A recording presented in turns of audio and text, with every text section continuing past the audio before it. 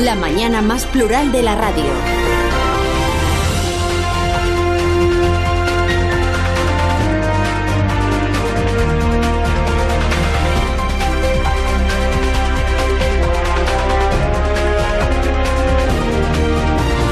Desde ahora y hasta las 10 en punto de la mañana, cuando se haga cargo del programa Juan Ramón Lucas, hasta ese momento estamos aquí en tertulia, en conversación y con intercambio de puntos de vista, con más de una opinión, como siempre, más de un asunto, en este que es el día para la paradoja, porque miren, en la carrera por el trono del PP, la principal imputación que se le hace a Sáenz de Santamaría es que puso en marcha la operación diálogo con el independentismo catalán y naufragó, mientras que en el Palacio de la Moncloa se resucita hoy la operación diálogo con Joaquim Torra, porque la principal imputación que se le hace al gobierno de Rajoy en la Moncloa es que no dialogó lo suficiente. Proclama el diario La Vanguardia que estamos en el retorno a la política. En realidad esta de hoy será la 9ª reunión de un presidente de gobierno con un presidente de la Generalitat desde que cayó Zapatero. 9 reuniones ha habido. Rajoy recibió 2 veces a Artur Mas con cámaras y periodistas, y al menos otras 4 que se sepa de manera secreta o confidencial. En 2012 debutó el señor Mas reclamándole a Rajoy el concierto económico para Cataluña, el pacto fiscal. Rajoy le dijo que concierto no, pero mejora de la financiación sí. A mí me hubiera gustado poder decir que había margen, que había alguna luz abierta, pero la realidad es que no la hay. Como se le dijo que no a lo que exigía, como la alternativa no le pareció suficiente, Artur Mas convirtió Convergencia en un partido independentista mucho después de la sentencia del Constitucional sobre el Estatut, de la que hoy, por cierto, se cumplen 8 años. La criatura de Artur Mas, el señor Puigdemont, fue recibido en Moncloa por Rajoy 2 veces, abril del 16, enero del 17, la primera pública, la segunda tardó en conocerse. Rajoy le ofreció inversiones y una mejor financiación, operación diálogo. Puigdemont le explicó que solo le valía la autodeterminación. Una profunda discrepancia, sin posibilidad de atisbos de acuerdo, en lo que es el proyecto político para convertir Cataluña en un Estado independiente dentro de la Unión Europea. Como Rajoy dijo no a la autodeterminación, Puigdemont se pasó el resto del año diciendo que la Moncloa no quería hablar de nada, que no le habían dejado otro camino que ignorar al Constitucional, convocar un referéndum y proclamar la independencia. Bueno, pues hoy llega Joaquim Torra, la criatura de Puigdemont, un presidente inesperado que se verá con un presidente del gobierno imprevisto, el señor Sánchez. El señor Sánchez, que ya expuso en el Congreso que en su opinión la fractura social en Cataluña es consecuencia de la falta de estrategia de su predecesor en la Moncloa. Ojalá a partir del próximo 9 de julio podamos emprender un camino que restañe muchas de las heridas que durante estos últimos 6 años, como consecuencia de la falta de criterio y de estrategia del anterior gobierno, pues ha causado la fractura social que existe ahora mismo en Cataluña. Pues hoy empiezan a probarse el acierto y los frutos de esta nueva estrategia tan parecida, por otra parte, a la del año 16 y la primera mitad del año 17. A las 9 escuchamos a Vicente Vallés como cada mañana. Con Ignacio Rodríguez Burgos conoceremos la actualidad económica. Buenos días, Ignacio. Hola, buenos días. En la tertulia hoy, en la animación y el análisis de este programa, está Casimiro García Abadillo. Buenos días, Casimiro. Hola, ¿qué tal? Buenos días. Está John Muller. Buenos días, John. Buenos días, Carlos. ¿Dónde estás? En Valencia sigo. ¿Te has quedado a vivir en Valencia? Prácticamente. ¡Qué suerte! Me tratan bien aquí. Está mejor que aquí, seguro. Bueno, no tampoco exageres. Tampoco es que tú seas de poco quejarte, pero... Efectivamente. Espero que disfrutes tu estancia valenciana. Rubén Amón continúa aquí también. Buenos días, Amón. ¿Qué tal? Y esta mañana nos acompaña Karina Sainz Borgo. Buenos días, Karina. Buenos días, Carlos. Ahora nos hablará de... Bueno, de lo que tú quieras. Nos hablar. Así será. Así suena la mañana de la radio. La radio es Onda Cero.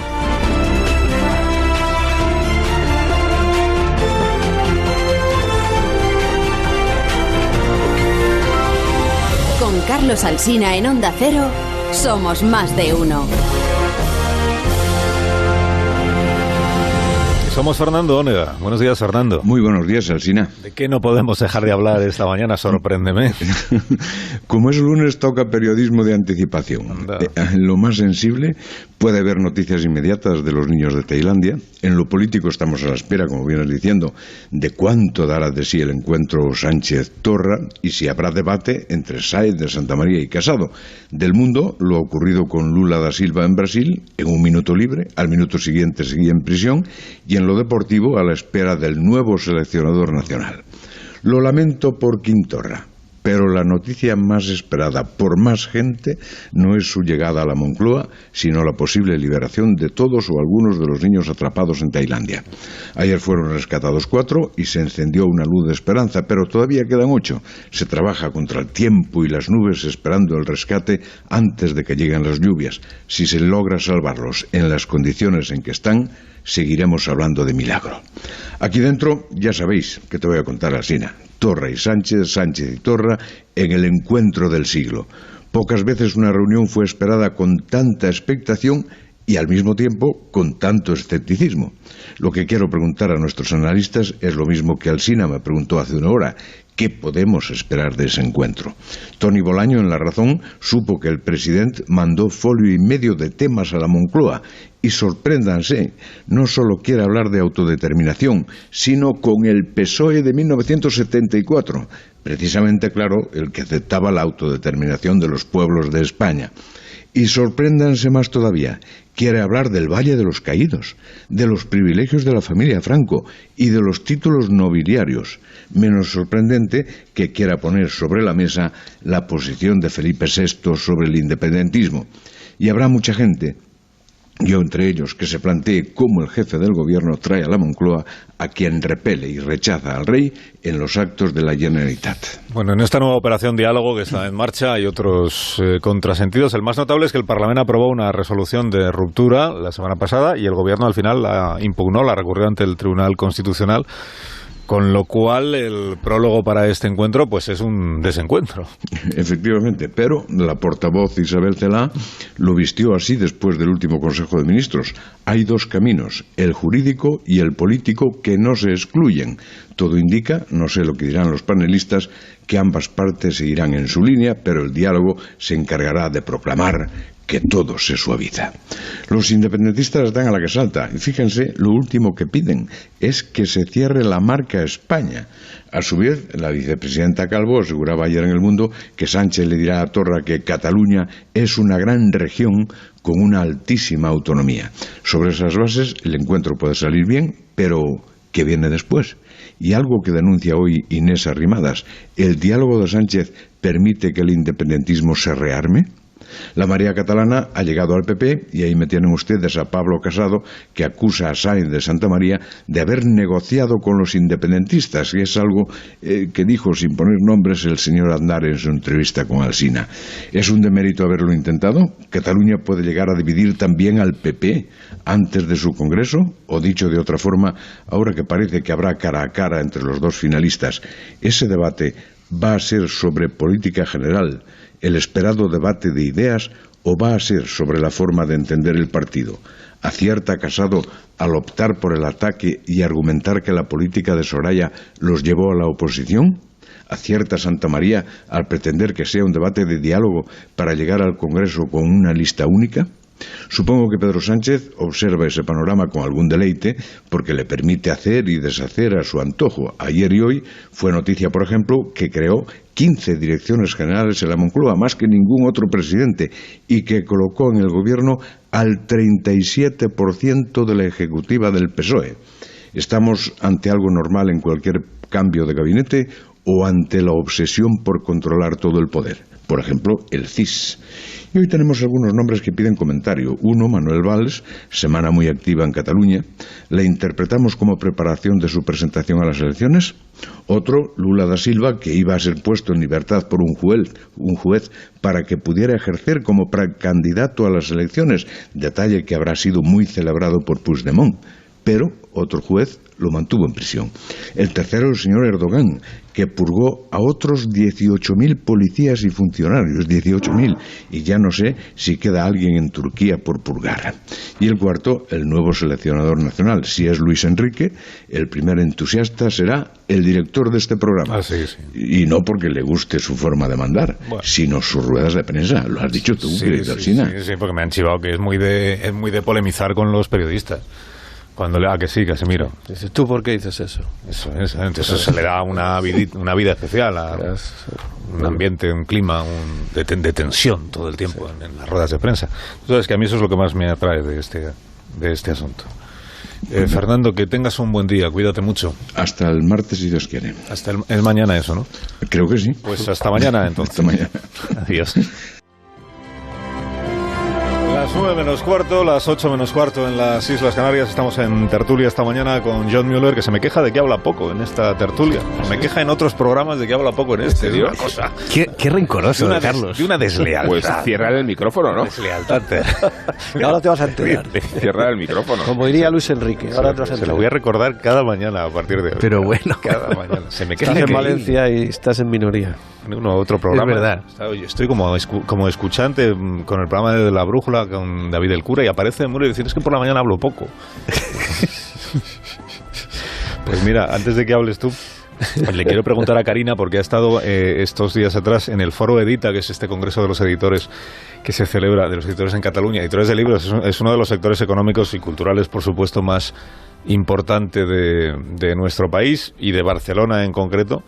Se celebró el Foro Edita la semana pasada sin asistencia de ningún representante del Gobierno de Cataluña y tampoco de ningún representante del Gobierno central. La incomparecencia de ambos fue manifiesta, ¿no? Tanto del Gobierno central como del catalán. Y lo más grave dentro de toda la discusión es que Cataluña, la facturación del sector editorial de Cataluña es el 50%.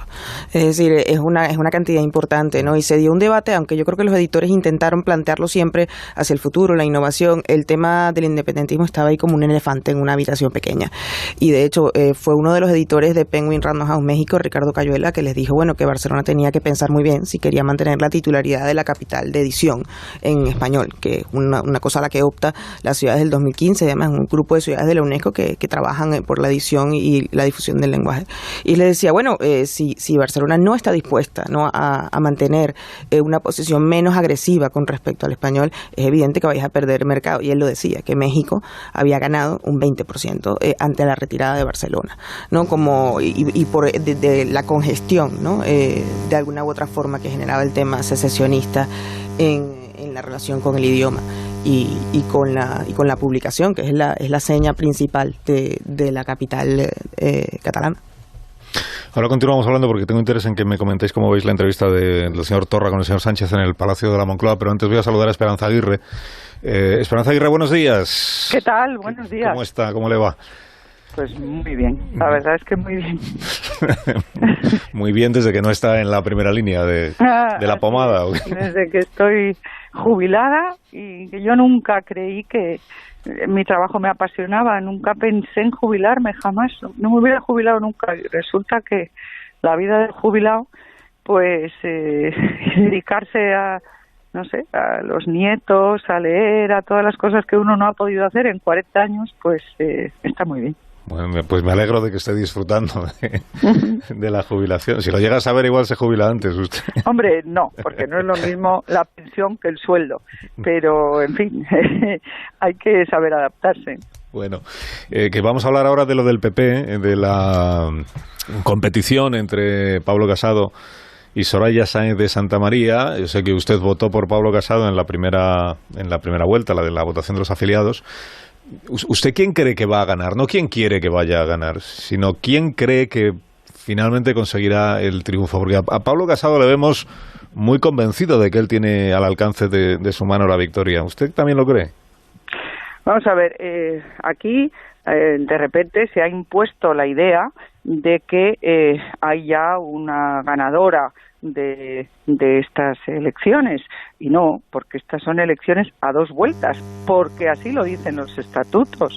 Entonces es como si, pues en los países en los que se deciden las elecciones a 2 vueltas no se diera oportunidad a los que votaron, a los que no pasaron el primer corte, de poder opinar en la segunda vuelta. Y en este caso, pues aquí no hay ningún ganador. Aquí la señora Sáenz de Santamaría sacó el 36 y pico %, que es un porcentaje enorme, pero bueno, hay un 64 que no se ha pronunciado por ella. Quizá lo haga en el futuro, no digo yo que no.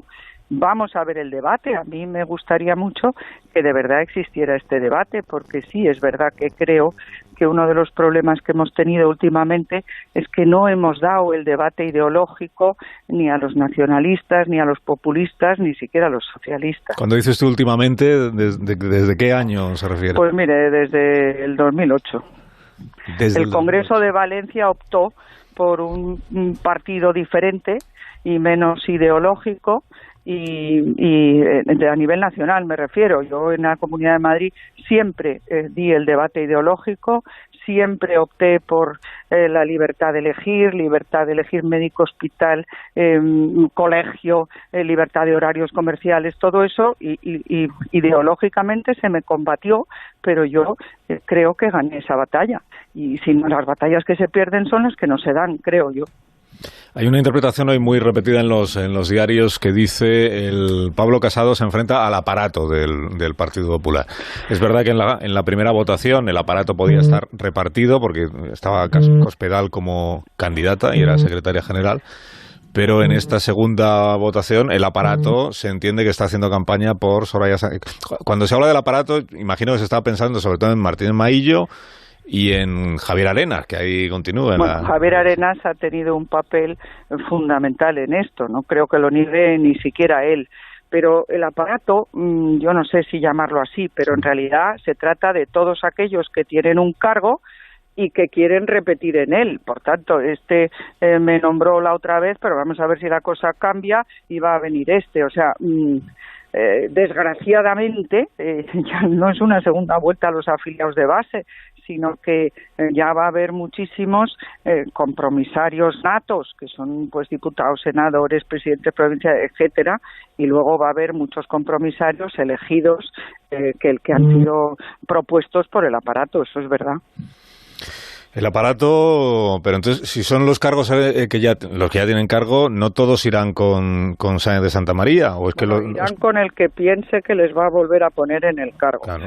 Muchos, pero yo estoy convencida de que hay otros que anhelaban un discurso como el que está haciendo Pablo Casado y que a mí, por ejemplo, pues me ha llenado de ilusión y estoy segura que a muchísimos les ha hecho lo mismo. Ayer hubo un acto en Andalucía que hubo muchísima gente y alguien como Esperanza Goña, alcaldesa durante 20 años exitosa de Fuengirola, o el alcalde de Vejer, o bueno, el mismo alcalde de Málaga que no apoyó a la candidata a pesar de las presiones del aparato. Y hay una carta en el periódico que explican cómo a uno que fue en Sevilla a votar bueno, no sé a quién votaría, si a Cospedal o a Pablo. Me parece que iba a votar a Pablo y que le persiguieron los de las nuevas generaciones, le echaron, le dijeron que no iba a ser ya nunca más la responsabilidad que tenía. En fin, que presiones las ha habido y enormes en Andalucía.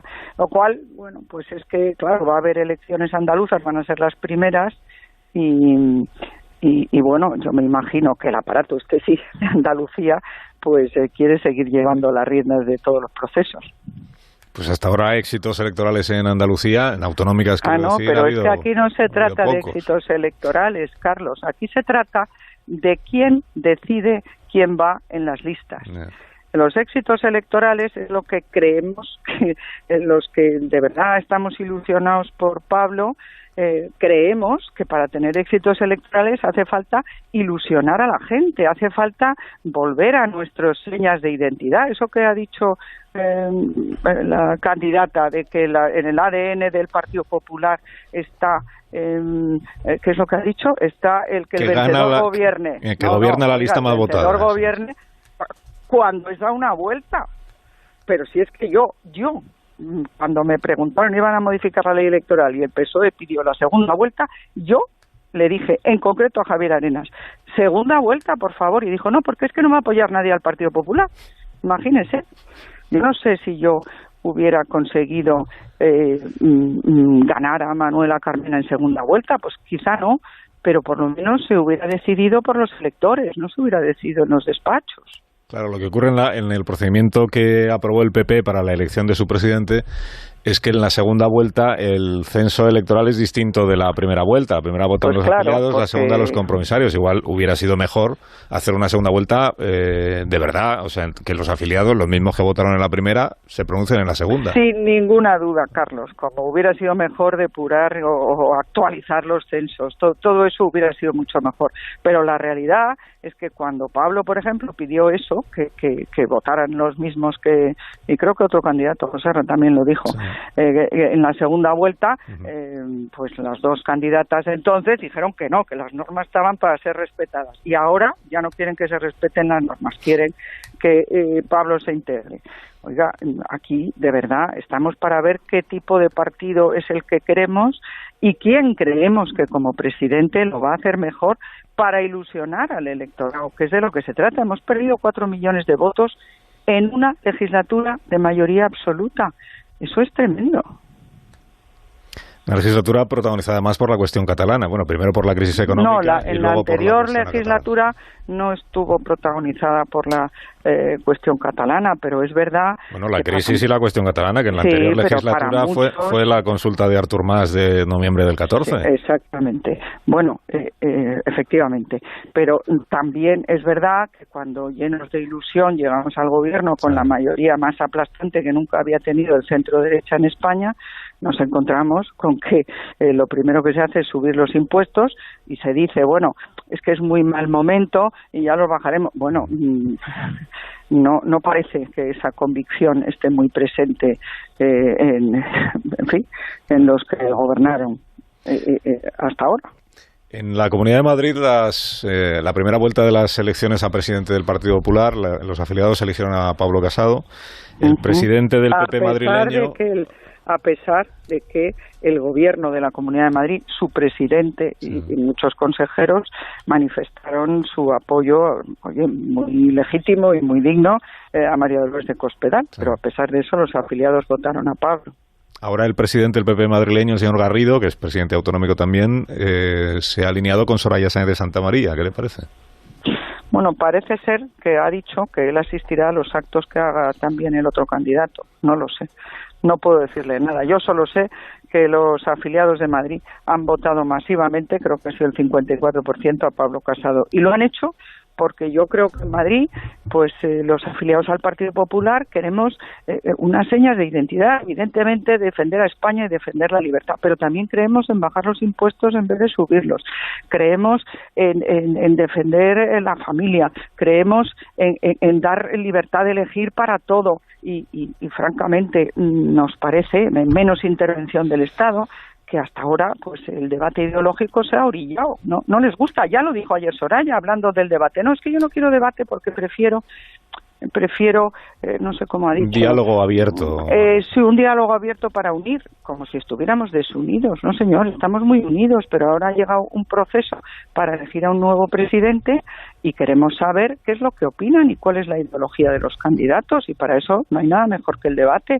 Yo espero que el presidente Luis de Grandes pues va a aceptar ese debate. Casimiro García Vadillo le quiere hacer una pregunta, Esperanza. Buenos días, Esperanza. Hola, Casimiro, buenos días. Vamos a ver, estamos viendo y cada día más, ¿no?, las claras diferencias que hay desde el punto de vista ideológico entre Bueno, yo Casado... no sé cuál es la ideología de Soraya, la verdad, la desconozco. Bueno, por lo menos estamos viendo diferencias desde el punto de vista de decisiones que se han tomado en los gobiernos anteriores, como usted misma planteaba, y lo que Pablo Casado haría o le hubiera gustado hacer. Eso cada día lo vemos más claro, ¿no? Entonces, imagínese que llegamos al Congreso y que se produce la siguiente situación. Casado saca un 55% y Soraya Sáenz de Santamaría un 45%. ¿Qué ocurre entonces? En un partido casi dividido en dos, aunque con la victoria de Casado, lo planteo así. Que el partido no está dividido en dos para nada. El partido está en un proceso democrático, pero no, es que no me ha entendido. Lo que le planteo es, si se da esa situación, ¿qué ocurre entonces? ¿O cómo usted cree que debería solucionarse esa situación en la que hay dos? Si eso sucede así, los estatutos dicen claramente quién es el nuevo presidente. Y ese presidente tiene las manos libres para hacer su equipo sin atender a razones, digamos, sin atender a ese 45% que ha votado a la otra candidata. Pero vamos a ver, aquí ha habido un 60 y tantos % que no ha votado a la candidata que ha ganado en las primarias. Eso lo primero, de los afiliados. Y lo que dicen los estatutos es pasarán a la segunda vuelta los dos que hayan tenido mayores votos y los que no pasaron a la segunda vuelta tendrán que decantarse por uno de los dos. Sí. Lo que está diciendo todo el mundo es que se decantarán por la candidata ganadora. Bueno, yo espero, confío y me ilusiona pensar que esa refundación del partido que necesitamos para recuperar a los 4 millones de votantes que hemos perdido teniendo mayoría absoluta, que eso es que se dice pronto, pues el candidato para mi gusto es Pablo Casado, porque es el que plantea un cambio. Sí. Necesitamos cambiar. Si vamos a más de lo mismo, nos va a pasar eso. La entiendo perfectamente lo que me dice. Lo que ocurre es que la pregunta no es esa. La pregunta es, si se da esa situación de prácticamente 50-50 en el Congreso, ¿ese nuevo PP es posible o habría forzadamente que ir a un pacto de Casado con Soraya Sáez de Santamaría? Bueno, yo creo que Núñez Feijóo ha dicho una cosa muy inteligente. El pacto de integración se puede hacer antes, durante el Congreso o después. O sea, claro que habrá integración. Pablo lo ha dicho, que todo el mundo, que no hay nadie que sobre en el partido, que todo el mundo es importante. Por supuesto que lo habrá. Sí, pero vamos, el candidato, si es Pablo el que saca el 55, ojalá, yo me alegraría muchísimo. Pero supongamos que Soraya saca el 50,1, pues ella será la presidenta. Eso no tiene ninguna duda. Pero lo que yo creo que no podemos hurtar a los compromisarios, ni a los militantes, ni a los millones de votantes del Partido Popular y los votantes del Partido Popular, que en este momento son los más importantes para nosotros, los que se han ido a Ciudadanos, o algunos de los que se han ido a Vox, tenemos que decirles qué es lo que piensa cada uno de los candidatos de los temas importantes para España.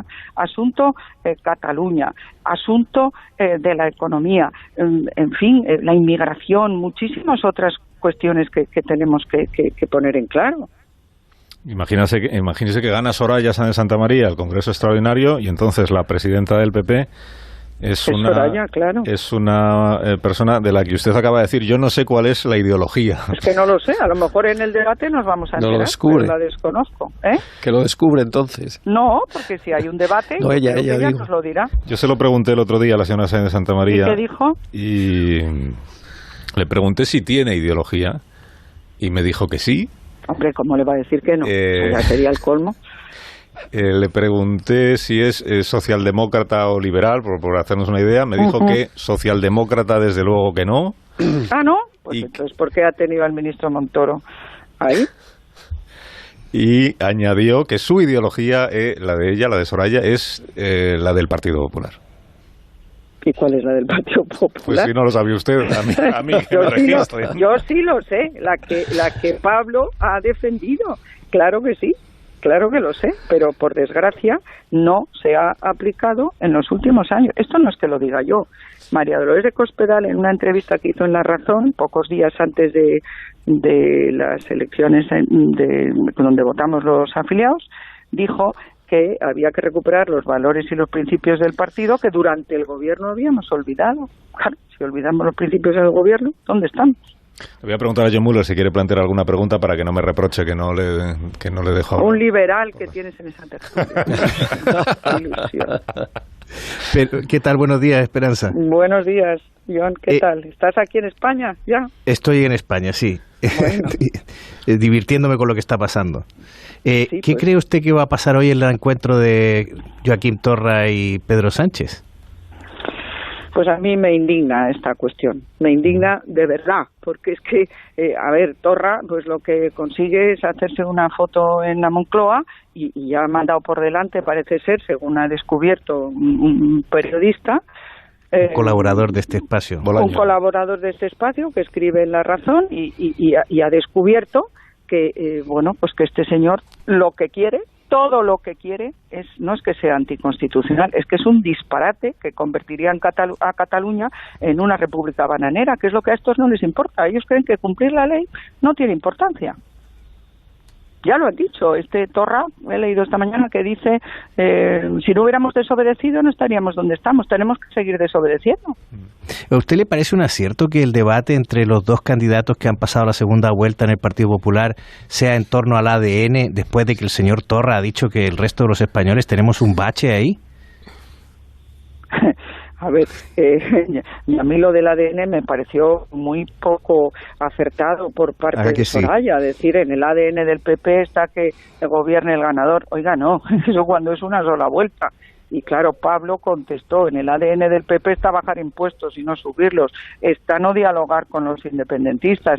Lo del ADN es de broma, y lo que ha dicho el señor Torra es de un xenófobo racista, que es lo que es. Por eso a mí también me indignó que se dijera que íbamos a normalizar la situación en Cataluña con un señor como Torra. Esperanza Aguirre, le agradezco que me haya atendido esta mañana y no le entretengo más, que sé que tiene obligaciones. Tengo aquí 7 nietos de los que me tengo que ocupar. Bueno. Muchísimas gracias a ustedes. Que tenga buen día, gracias. Buen día. Buenos días. Esperanza Aguirre a las 9:05 de la mañana.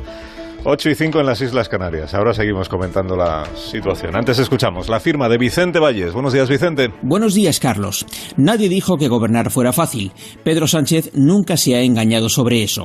Ha sabido superar muchas dificultades durante su carrera política, las más intensas dentro de su propio partido, y sus pésimos resultados en las 2 elecciones generales a las que se ha presentado parecían el augurio de su fracaso definitivo. Sin embargo, ha llegado al poder, aunque haya sido por la puerta de atrás, y con apoyos que no en todos los casos son muy deseables. En el mes y pico que lleva en Moncloa, Sánchez ha dado pistas de su habilidad para los golpes de efecto y para adoptar decisiones simbólicas, de esas que elevan el ánimo de ciertos sectores de la izquierda. Pero hoy juega su primer partido de Champions, y no porque su rival sea de primer nivel, porque Joaquim Torra es lo más parecido a nadie en materia política. Lo que es de Champions es el problema, la nunca resuelta cuestión catalana. A partir de hoy tendremos los primeros elementos de juicio para saber hasta dónde llega la verdadera estatura política de Pedro Sánchez como hombre de Estado. Hoy se la empieza a jugar de verdad. Más de uno en Onda Cero. 9:10, 8:10 en las Islas Canarias. Terminábamos la conversación con Esperanza Aguirre hablando de la reunión de hoy en el Palacio de la Moncloa. Bueno, antes de la ideología de Soraya Sáenz de Santa María, entiéndame usted. La reunión del señor Sánchez con el señor Torra. Dices, ¿cómo de inusual es una reunión de estas características? Bueno, es verdad que en el último año y medio no ha habido ninguna reunión del presidente del gobierno, señor Rajoy, con el presidente de la Generalitat, que era el señor Puigdemont, pero antes de eso, antes de ese año y medio sin reuniones, hubo unas cuantas. Rajoy sumó 7, que yo tenga contadas. 2 con Artur Mas, que vimos todos, con fotógrafos y comparecencias, 4 que se revelaron luego, por lo menos 4 en secreto, algunas en el Palacio de la Moncloa, otras en otros sitios, y con el señor Puigdemont tuvo una oficial en el año 2016, antes del verano, creo recordar. El señor Rajoy con el señor Puigdemont, que acababa de ser investido en enero, presidente de la Generalitat, y luego una segunda en enero del año pasado, del año 17, que esta fue secreta también, pero se conoció a posteriori. O sea que ha habido más reuniones de las que tenemos todos en la cabeza, o las que recordamos. Pero en todo caso esta de hoy tiene protagonistas distintos, el señor Torra y el señor Sánchez, 2 presidentes, un presidente del gobierno de España, inesperado, y un presidente de la Generalitat de Cataluña desconocido hasta el día que el señor Puigdemont le puso el dedito y dijo que sea que este es el mío. Bueno, ¿esperáis algo concreto de la reunión de hoy? ¿Creéis que supone la normalización de la situación política, que se abre una nueva etapa protagonizada por el diálogo, o que estamos en el remake, en la reedición de esta historia que ya hemos visto en ocasiones anteriores? Operación Diálogo 2. Karina, empieza tú. Yo creo que esto tiene un punto de una reposición, de una puesta en escena, pero parece un entremés más bien, ¿no? Tiene su punto del Hospital de los Podridos, cada quien se pudre como puede, ¿no? Y la demanda y las exigencias con las que acude Torra a reunirse con Sánchez tienen un punto hiperbólico, exagerado, enloquecido del eje Berlín, ¿no? Porque también meter a Franco y el Valle de los Caídos en una cosa donde evidentemente van con el tema de la autodeterminación y más con las medidas del Parlamento de la semana pasada, tiene un punto bufo. Sin embargo, lo grave y lo que creo que aquí es terrible, que esto es como la libra de carne de Shylock. O sea, Sánchez tiene una deuda electoral, los independentistas y los nacionalistas han condicionado su agenda, y el tema de Televisión Española sí lo demostró, porque la cortapisa no fue, el sustantivo cortapisa era una manera de asegurarse también un apoyo en el Parlamento, un gobierno que no tiene capital político, ¿no? Entonces hoy cualquier gesto que haga Sánchez, por cosmético que sea, que es muy dado a él hacer ese tipo de cosas, va a ser una concesión. de alguna u otra forma a servir de altavoz a la agenda del independentismo una vez más. Casimiro. Bueno, decías antes lo de las reuniones. En realidad no hubo más reuniones porque Puigdemont no quiso. Acordaos de aquella broma que le gastaron desde una emisora de radio catalana, que es el humorista le llama, y Rajoy se pone al teléfono, lo que nos parece que sin ningún filtro, y dice sí, cuando quieras, y yo ahora tengo tiempo. O sea, es decir, no se puede decir, esa escena refleja que Rajoy no era ni mucho menos contrario a mantener todas las reuniones que hubiera sido posible, ¿no? Pero bueno, este paréntesis aparte, o sea, yo no espero nada de la reunión, pero creo que tanto Torra como el presidente van a decir que ha ido bien. O sea, yo creo que esta puede ser la conclusión. La reunión está planteada desde la perspectiva de Torra a dos niveles. Uno, una agenda de máximos en la que sabe que es imposible llegar a un acuerdo, la autodeterminación, un referéndum de autodeterminación, tal. Él con eso salva el flanco más radical del independentismo y la CUP, que le van a decir, pues es verdad, este hombre ha ido a Moncloa y lo ha planteado, no se ha arrugado, le ha planteado tal. Él sabe que con eso no consigue nada, pero lo plantea. Siempre cuando uno plantea el cielo sabe que no lo va a conseguir, pero ya está, eso desaparece, y entonces el posibilismo está en Franco. O sea, sobre Franco va a haber un acuerdo. Va a haber un acuerdo. Es decir, ¿van ustedes a retirar a Franco del Valle de los Caídos? Sí. Pues bueno, el presidente me ha concedido, me ha dicho que lo van a retirar. Pero si es una negociación, Casimiro, debería ser una negociación en estos términos, ¿no? De, venga, te saco a Franco del Valle de los Caídos y tú te olvidas de la autodeterminación. O sea, ya está, hecho una venga, otra cosa. Como está planteada de esa manera, no puede fracasar. Es imposible que fracase la reunión, pero también es imposible que tenga frutos reales.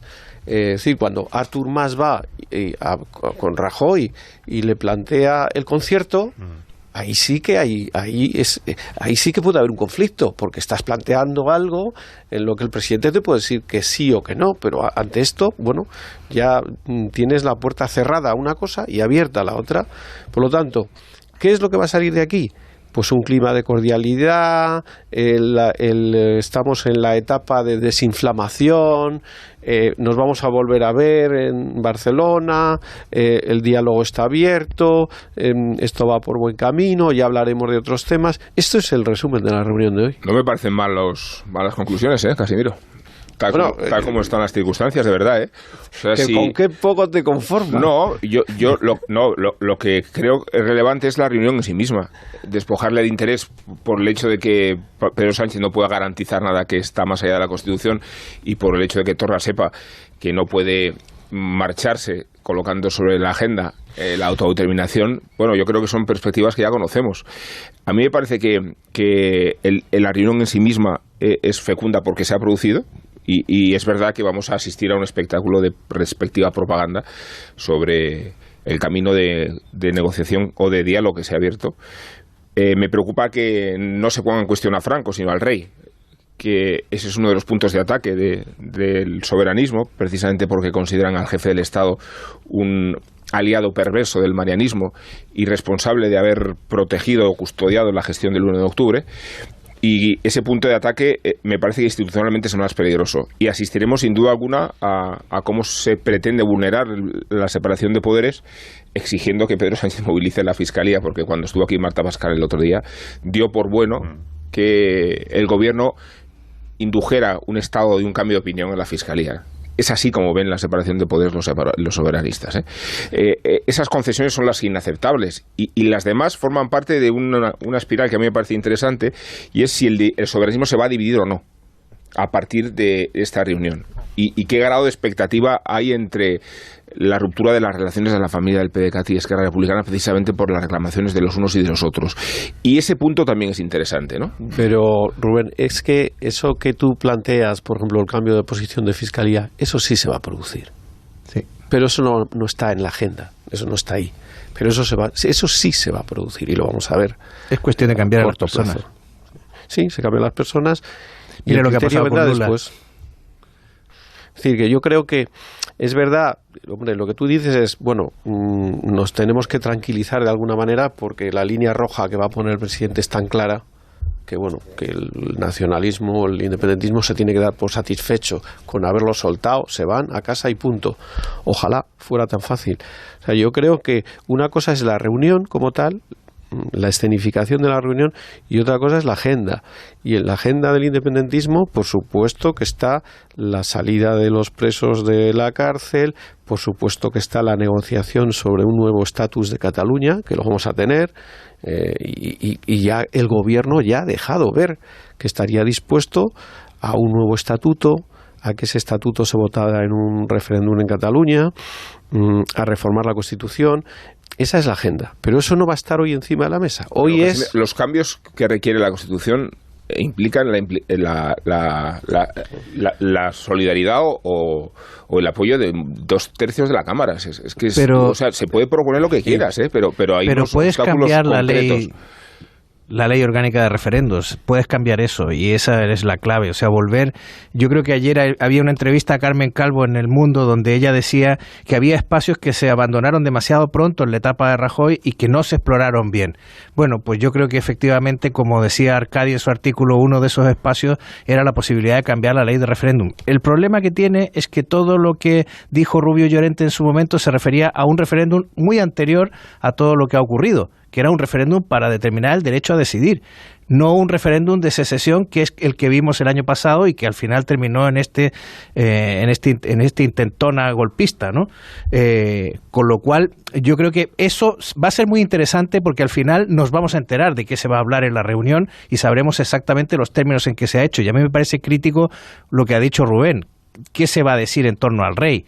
¿Qué es lo que va a decir Pedro Sánchez en torno a la corona, ¿no? ¿Y a quién se dirige Pedro Sánchez? Porque esta negociación, esta apertura, este movimiento de flexibilidad, creo que obedece a tranquilizar a su propio electorado y a convencer a su propio electorado y a atraer al votante de Podemos. Yo creo que no va orientado todo la estrategia a dividir el frente separatista. No, eso también. Desde luego, eso lo he dicho antes. O sea, el frente separatista desde luego, pero además para complacer a su propio electorado, que ve la necesidad, vamos a hablar en términos propagandísticos o superficiales, un camino de diálogo. Para el soberanismo es mucho más cómodo Rajoy. Claro, pero Rubén, es un camino de diálogo que pasaba por un hecho que era muy visible, es decir, dividir al independentismo está ahí, pero también Sánchez viene de una semana previa donde los independentistas vienen calentando el ambiente, le han ido tejiendo una corbata de alambre, ¿eh? O sea, desde el episodio en el Congreso con Rufián, que se acepte y se deja de dar aquel bofetón, hasta que ha ocurrido, es decir, los independentistas son muy claros en que han decidido quedar muy bien, como si llegan, ¿no?, golpeando la mesa. Entonces yo no sé hasta qué punto también electoralmente no le pasa factura al propio Sánchez, que además está en una campaña electoral de la Moncloa y todo lo que hace tiene un fin, ¿no?, de mostrarse. Debería tranquilizarnos mucho la posición inequívoca de Carmen Calvo, la posición inequívoca de Borrell, la posición inequívoca de Ábalos. El hecho de que el vademecum para los embajadores sea el discurso de Morenés respaldado por Borrell, el hecho de que se nombre a Borrell ministro de Exteriores, el hecho de confiar en símbolos inequívocos del escrúpulo constitucional, yo creo que ahuyenta esta idea de que Pedro Sánchez viene a vender la Constitución a precio baratillo, cuando entre otras cosas no puede. Con 84 diputados no puede. Y además electoralmente el Partido Socialista estaría muerto si diera ese paso, y sobre todo además tenemos unas elecciones en Andalucía a la vuelta del verano donde ese tema va a estar sobre la mesa, indudablemente. No, lo que yo creo es que va a haber una serie de pasos. Ya hemos dado el primero, que es el que los presos vayan a Cataluña, y luego vendrán otros que tienen que ver con los presos y que tienen que ver con la situación política en Cataluña, en el establecimiento de la bilateralidad, en la posibilidad de negociar un nuevo estatuto. Es decir, el gobierno no se puede permitir el lujo de romper el esquema constitucional, pero va a dar pasos en el sentido de abrir una perspectiva en Cataluña que le dé al propio PSC un papel central en Cataluña, que pueda tener como resultado que se pueda producir un pacto con la izquierda, con Podemos, con Colau y tal, que cambie la dinámica política en Cataluña. Yo creo que ese es el objetivo político. Pero ¿cuál es la diferencia entre entablar un diálogo, distender y ser obsequioso? Porque en muchas cosas hay gestos en que Pedro Sánchez ha sido obsequioso. Sí, es que va a ser obsequioso. El tema aquí está en que él se mueve en el alambre. O sea, en el alambre yo no puedo modificar, no puedo decir que voy a cambiar mi política. O sea, él ha defendido el 155. Sí, claro, eso no puede echar para atrás con eso. No puede decir, bueno, es que me equivoqué y por lo tanto, en esas declaraciones que decía Rubén de la vicepresidenta, en las declaraciones del ministro de Exteriores, de Ábalos, etcétera, hay muy clara defensa de que la línea roja es la Constitución, pero por otro lado va a haber movimiento. O sea, va a haber pasos. Pero ¿cuál es el problema de negociar el estatuto? ¿Cuál es el problema de aspirar a variar la Constitución en algunos pasajes con el requisito de los 2/3 de la Cámara? O sea, yo creo que no hay que escandalizarse por determinados debates, ¿no? Yo estoy planteando lo que yo creo que va a pasar, no digo que me escandalice. Es que no es una medida de gracia que los presos hayan vuelto a Cataluña. Está todo en el orden de las cosas. No. Y a mí, a ver, si la Fiscalía autónomamente decide retirar su posición respecto autónomamente no. No, ya lo sé. A mí me preocupa mucho el escrúpulo de la separación de poderes. Y me inquieta mucho que cuando Marta Pascal lo mencionaba con ese desahogo el otro día, nos quisiera decir que el Ejecutivo sí puede presionar al Poder Judicial cuando beneficia a la causa soberanista. Eso me preocupa y claro que hay que estar vigilantes. O sea, yo no soy un ingenuo que está delante de Moncloa esperando la revelación del milagro, ¿no? Y yo sé que a Torra, y creo que lo decía el Sinan a las 7, bueno, lo decía, sale victorioso pase lo que pase, porque si obtiene el no, persevera en la línea del obstáculo de Madrid, y si obtiene el sí, regresa a casa con un ámbito de negociación y de victoria que le permite granjearse otra vez la idea de que el soberanismo camina por raíles. Por eso lo más interesante es saber cómo sale Torra hoy de la reunión del Palacio de la Moncloa, porque yo quiero ver a Joaquim Torra. Si el presidente del gobierno le ha dicho, como parece previsible, no a la autodeterminación y no hay nada que rascar en esta materia, quiero ver a Joaquim Torra diciéndole a los suyos, bueno, al conjunto de los catalanes, le he planteado al presidente Sánchez, como prometí, el asunto de la autodeterminación. Me ha dicho que ahí no hay nada que rascar, a pesar de lo cual creo que la reunión ha sido muy positiva, porque hemos hablado de infraestructuras. Y le seguimos apoyando en el gobierno, ¿no? Inversiones en el Parlamento. Y de no sé qué. Quiero ver eso. Porque si escuchamos eso hoy, efectivamente hay un cambio. Y de Televisión Española. De planteamiento. Pero he conseguido que Franco salga del Valle de los Caídos y, por tanto, la reunión ha sido muy positiva. Quiero ver luego a la CUP diciendo, pues tiene razón el presidente Torra, porque aunque nos hayan dicho que no a la autodeterminación, ha estado muy bien la reunión de hoy en el Palacio de la Moncloa, cuando ya han dicho que ni siquiera debería acudir a la reunión con el presidente. O sea, lo que le hace pensar al gobierno de ahora que reeditar la operación Diálogo va a conseguir los frutos que no obtuvo la primera edición es que entre medias hemos aplicado el 155. No solo eso. Está el hecho cierto de que cada vez más se ve una fractura en el bloque independentista entre los posibilistas, ERC/PDeCAT, y el Junts per Cat, ese grupo de más aguda que la fractura que ya veía Soraya Sáenz de Santa María hace 2 años, cuando creía que Junqueras era el pragmático. Fijaos, y Puigdemont el enloquecido. Hay un hecho que yo creo que ha pasado desapercibido y que yo le doy bastante importancia. Es al recibimiento de los presos no fueron ni 1.000 personas, ¿vale? Ni 1.000 personas. Lo que se esperaba que iba a ser un acontecimiento histórico, etcétera. Pero es que abuchearon a los dirigentes de RC. Es que les abuchearon. O sea, esto es real, no es que... No, es real. O sea, que hay esa fractura y que... Porque claro, dentro del independentismo también ellos se dan cuenta de una cosa. Es que hemos fracasado. O sea, es que realmente lo que ocurrió el 1 de octubre es que fue un fracaso. Hubo muchos errores, pero fue un fracaso. Es decir, ellos no se pueden permitir el lujo de llevar a la sociedad catalana a otra situación similar como la del 1 de octubre. Disculpad un momento que ahora seguimos con Cataluña, pero a las 9:27 tenemos en línea a la enviada especial del diario El País a este lugar de Tailandia, a Mae Sai, donde se está realizando esa operación de rescate de los chavalitos que están en la cueva desde hace ya más de 2 semanas. Macarena Vidal, buenos días. Buenos días, ¿qué tal? ¿Cómo estás, Carlos? Gracias por atenderme, Macarena, porque creo que acabáis de tener información de última hora. Las autoridades, los responsables de la operación nos han estado contando a los periodistas detalles de cómo transcurre todo. ¿Qué sabéis? No, de momento se sabe muy poco.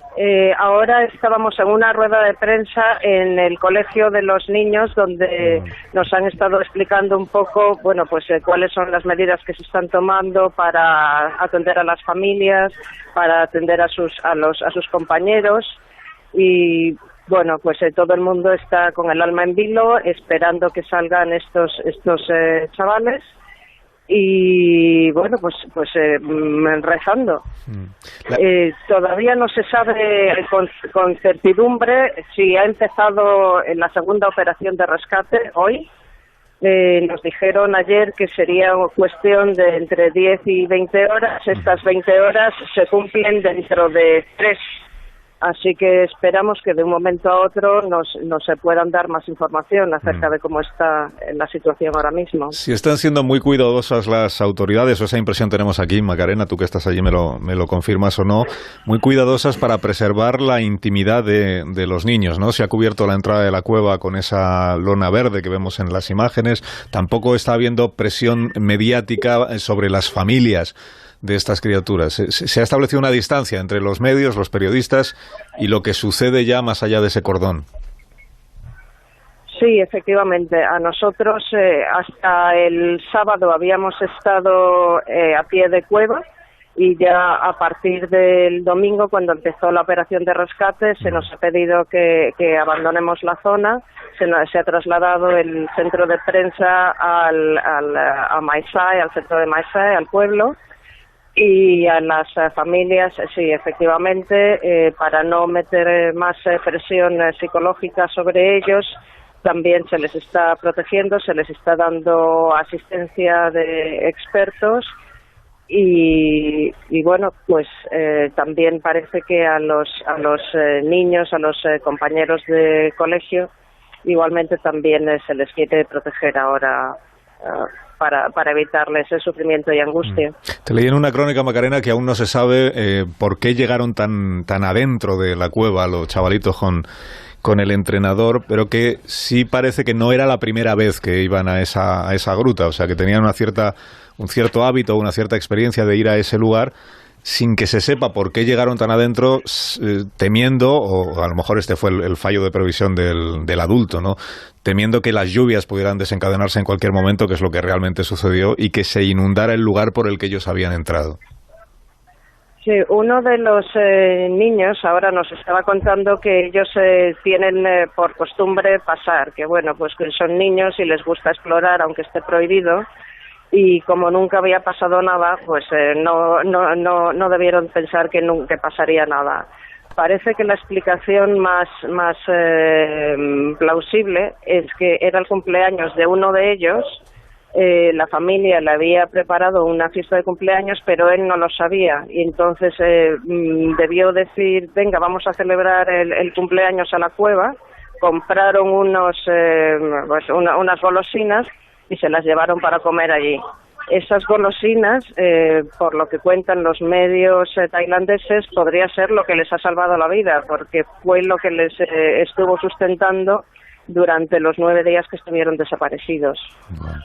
Y de la manera en la que están siendo sacados de la cueva, con las noticias que tenéis allí, con los datos que han aportado los rescatadores, he leído que los niños se les pone una máscara que les cubre una máscara para bucear, que les cubre toda la cara y que ellos en ningún momento pueden quitársela, aunque sientan la inquietud mientras están debajo del agua, porque en realidad los van tirando de ellos los submarinistas, de tal manera que el chaval lo único que tiene que hacer es respirar con esa máscara y dejarse llevar sin tener que hacer nada más y nada menos que eso para estos críos de la edad que tienen y de la poca experiencia que tienen en el buceo e incluso en la natación. ¿Eso es así?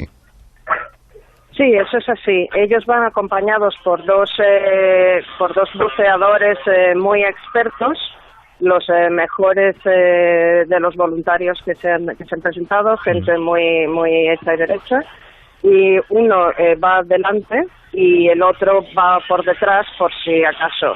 el que va adelante está atado por una cuerda con el niño, con lo cual pues va girando y le lleva también la botella de oxígeno. Así que efectivamente el niño lo único que tiene que hacer es dejarse llevar. Hay unas cuerdas guía, también puede ir agarrado con una mano por estas cuerdas para ir siguiendo el camino. Es también bastante positivo que parece que el agua ha bajado bastante, con lo cual el tramo que tienen que recorrer buceando es bastante menor de lo que parecía al principio. Macarena, te agradezco mucho que nos hayas facilitado esta información, que nos hayas atendido, y te seguimos leyendo en el diario El País, minuto a minuto, con todo lo que allí está sucediendo. Gracias, Macarena. Muchísimas gracias a vosotros. Gracias. Qué historia, más por una parte más esperanzadora después de lo que sucedió en el día de ayer, pero a la vez tan angustiosa, porque el hecho de que hayan salido 4 no quita para que queden 8, más el adulto 9, cuya manera de salir es tan complicada como la de los 4 primeros. Entonces, en cualquier momento puede producirse una situación imprevista o un revés en lo que está planificado, que obliga a los profesionales pues a intentar reducir en la medida de lo posible todos los riesgos, sabiendo que no es posible nunca reducirlos del todo, de manera tener la seguridad de que todo va a acabar bien. En todo caso, a ver si se reanuda la operación de rescate, y tenemos hoy buenas noticias que contar. ¿Alguna impresión que queréis compartir? La vuelta a casa de Ulises se queda pálida al lado de lo que tienen que hacer esos niños, ¿no? Porque además viene precedido de la muerte de uno de los que intentaba rescatarlo, ¿no? Tenía todos los elementos, el comienzo de un milagro, ¿no? Por muy escéptico que uno sea, que yo era milagroso, esa sensación de esos niños superviviendo era milagrosa, sobrevivientes, pero ahora también tiene todos los elementos para que no salga bien, y tenemos una historia de rescates en los últimos meses que no han sido buenas, ha sido bastante luctuosa. Realmente es muy complejo, uno lo piensa y es como, no sé, incluso el hecho de por donde tienen que bucear, que son espacios muy pequeños, creo que tienen que quitarse el tanque de oxígeno en un momento dado para poder atravesarlo. No tiene más de 50 centímetros de altura una de las grutas por donde tienen que pasar. Menos 25 a las 10 de la mañana, a las 9 menos 25 en las... ¿Querías decir algo, Casimiro? No, solamente una cuestión, y es que las historias humanas conmueven globalmente. Es decir, esta historia es la más seguida en todo el mundo. Claro.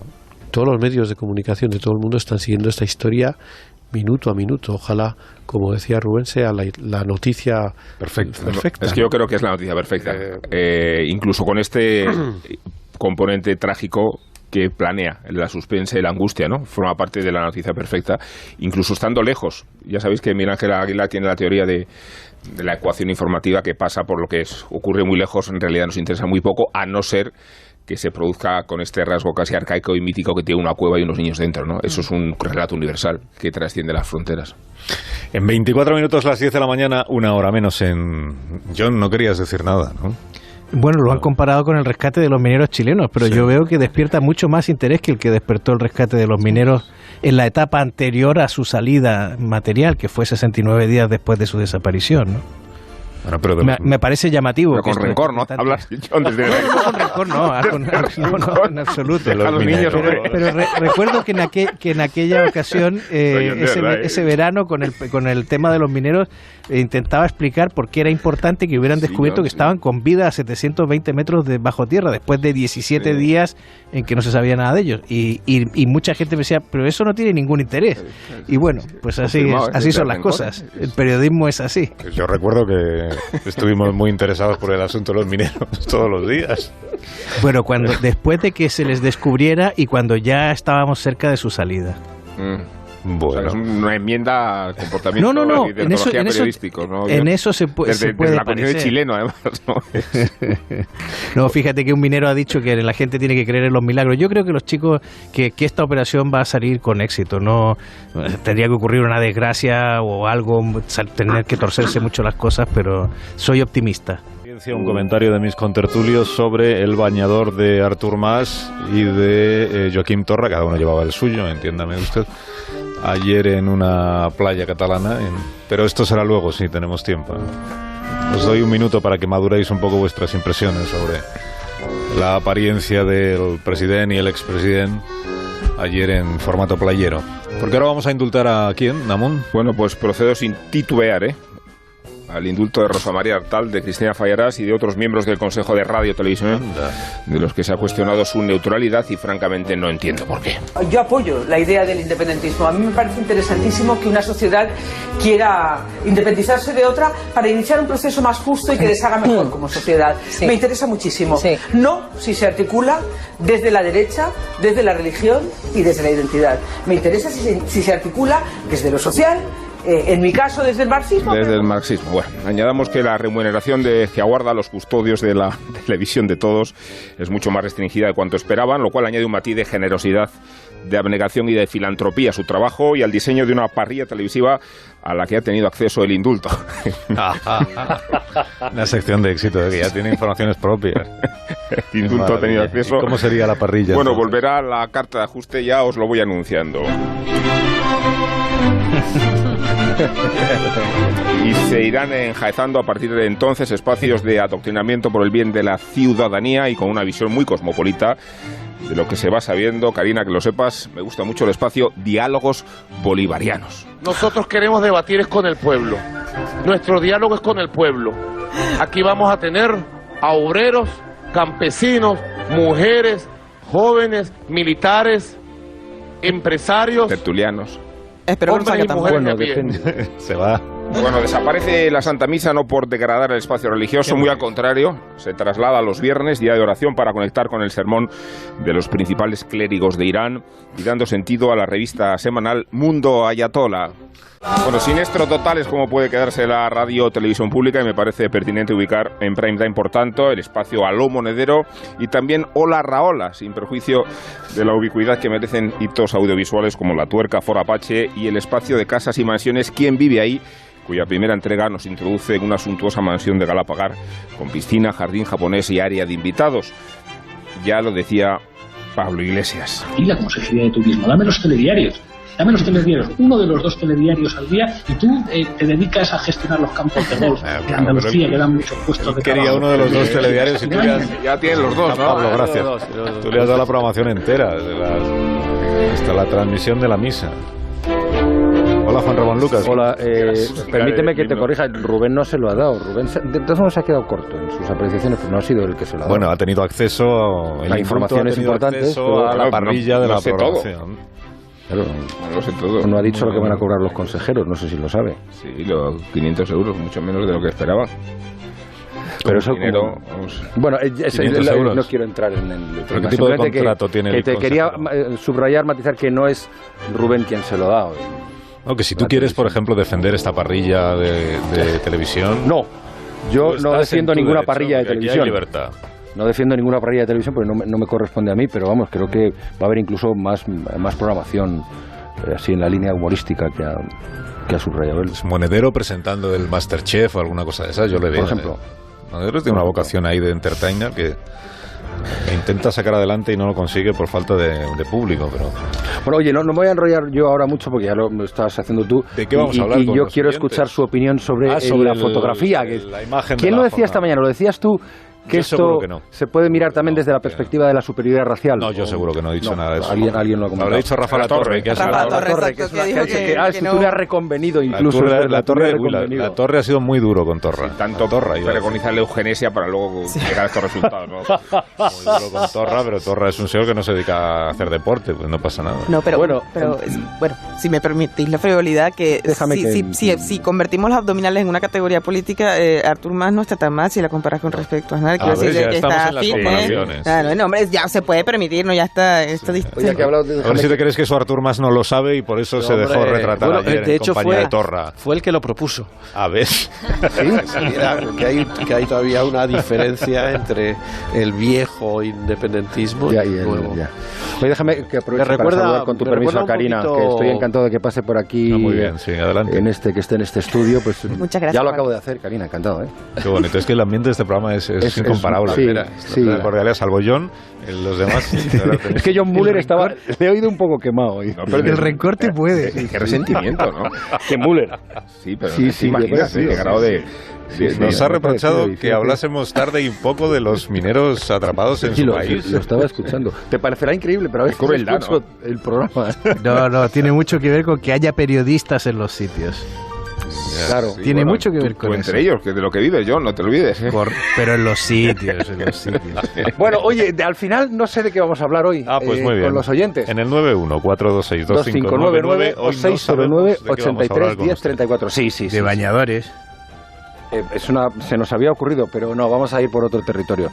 Vamos a hablar con don Lorenzo Díaz y con los oyentes que lo consideren oportuno, y luego también con algunos invitados. ¿De qué? De las adopciones o de esas temporadas que pasan determinados niños, como sucede ahora, sobre todo el tema del Sáhara, que vienen aquí a pasar el verano, luego se van, los problemas que hay.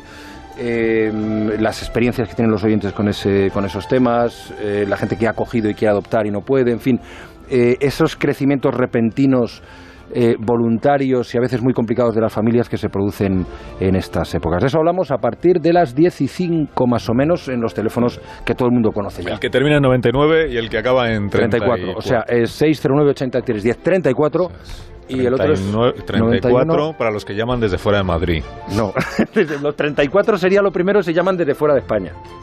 34 para los que llaman fuera de España. Pero luego coincide casualmente con el número, las últimas 2 cifras del WhatsApp. Y luego está... O sea, para los oyentes que llamáis desde fuera de España es desde Chile, por ejemplo, yo 34 91 426 Pero de todas formas, 2599. Usted tranquilo, amigo oyente, porque en un ratito vamos a ver bien los teléfonos. Pues si los hemos dado bien. Bueno, lo que pasa es que es la primera vez que damos para llamar desde fuera de España. Pues Karina, no sé si te ha quedado claro cuáles son los teléfonos. 426 Pocas veces me quedan claro, pero bueno. Bueno, pues me voy, vuelvo en un rato. Si espérate, que Marisol buenos días, Marisol. Buenos días, Carlos. Partiros unos Callahan para que podáis iros. Comenzamos la semana con buen pie, con los Callahan que siguen construyendo día a día el camino hacia el zapato más cómodo del mundo. Por eso queremos compartir contigo nuestra verdadera pasión, diseño y tecnología a los pies del confort, fabricados en España por los mejores artesanos, a la venta en las mejores zapaterías y también en Callahan.es. Callahan Adaptation se adapta al pie y se adapta a ti. Pues os deseo que tengáis un día muy bonito. Gracias. Casimiro García Vadillo, hasta el próximo día. Adiós, Rubén, hasta mañana. Adiós. Adiós, John. Adiós, Carlos. Adiós. Que tengas un día muy feliz. Gracias. Adiós, hasta el próximo día. Abjura de ese rencor, John, de verdad. No te hacen mejor humano. Me limpiaré de él. Karina, que tengas un día muy bonito también. Muchas gracias. Cuando quieras volver ya sabes dónde estamos. Vamos camino de las 10, de las 9 en Canarias. En un momento contamos las noticias y seguimos.